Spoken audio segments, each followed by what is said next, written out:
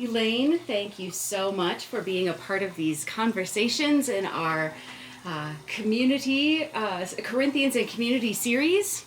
So the first question is, what have you learned in these past few months? Well, thank you, Pastor, for asking me to be a part of this. And I will use my notes. I've got a few things written out. Sounds great. Procrastination has a negative tone to it, but in this case, it has worked out well. I had jotted a short piece that I was going to send to my children and about this time I'm alone, and it was entitled What I Learned from the Birds During COVID-19. And since I did not send the email, I'll use it this morning for my notes. Perfect.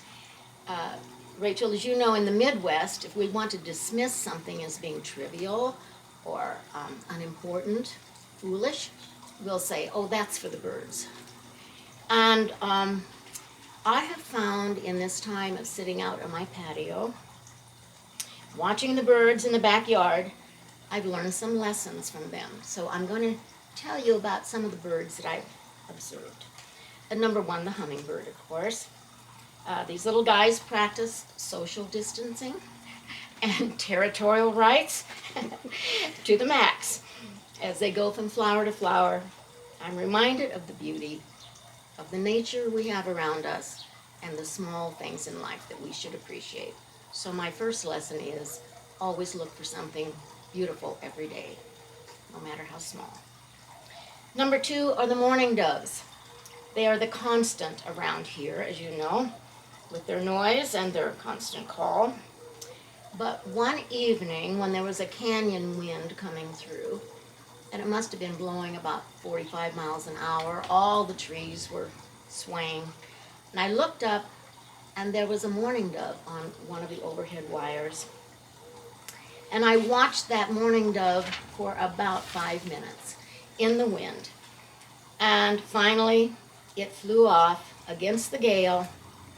So the lesson learned is tenacity, perseverance, pay off when the headwinds become overwhelming.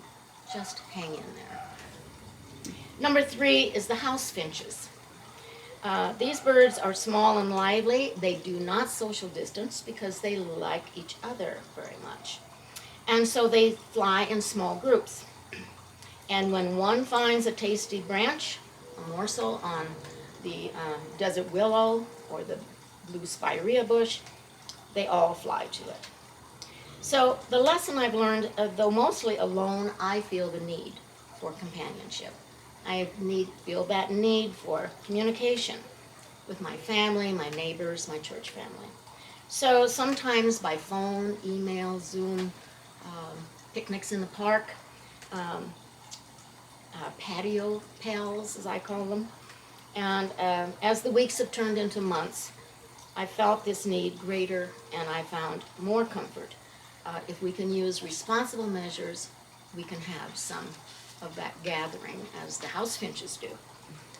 Number four is the curve-bill thrasher. They're known for scratching up grubs and insects, especially along the sidewalks and in flower boxes, even up here on the patio. They leave their soil, gravel, they throw it up with their bills. And you always know where they've been because they've left a trail behind them.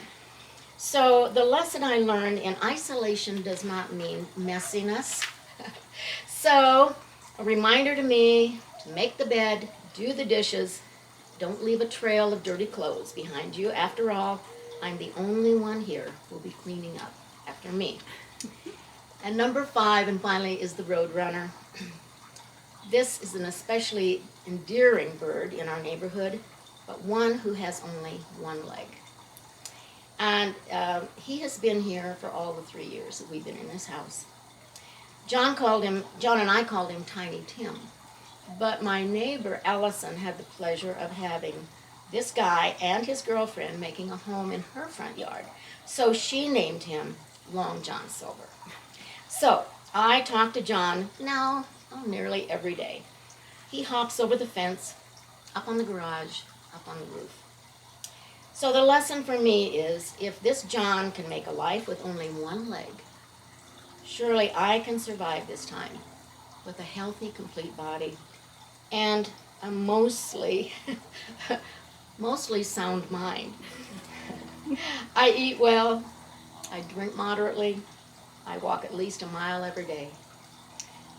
Time is not, and this is what I've said to myself in conclusion, this COVID time is not for the birds. It is a time of seriousness, of being sad, and having a memorable experience. That's it. Thank you so much, Elaine. That's a lot Well, of I was going to wonderful do that to my children, and I didn't get it done. I'm so busy. And so thank you, because this gave me a great opportunity for them to hear it. Absolutely. So there, I think in that was a lot of what brings you joy, but was there anything else you wanted Yeah, to share? well, of course, you know my garden here. The fruits of my garden right now, the tomatoes, cucumbers I'm having, basil.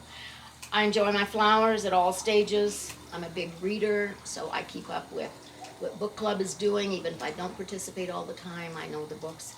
I have my patio pals over, and I still enjoy cooking and baking, and my solar lights, my solar fountain, classical music. So I enjoy my quiet times. That's a lot. That's wonderful. And finally, what words of encouragement do you have for the people of St. Tim's? Well, I would say to enjoy our weekly patio service, if possible, on Sundays. It brings me great joy. I can walk there, see my friends, and have a little face-to-face time, mass-to-mass time, but it's still important. I'd say to join the groups that you can virtually, whether it's by Zoom or and do it virtually if you can. I think that's very important. I think the most important thing for me is don't be afraid to reach out to people if you need help, if you need advice, if you need companionship. I've invited about a dozen St. Tim's folks over here to my patio. And as you remember, 3 years ago, Pastor, you came and gave a house blessing to us with our book club. And this house has proved to be a blessing to me. So on my patio, it's possible to do it because it faces the east, it's covered, it's safe, and in the weeks and months ahead, I may be calling other St. Tim's friends to come over for a glass of iced tea or a glass of wine. Call me and invite yourself. I'd love that. So my friends, my social calendar is pretty open these days. So God bless all of you and be with you in the coming days. Thank you so much, Elaine, and thanks be to God for you. Thank you, Pastor.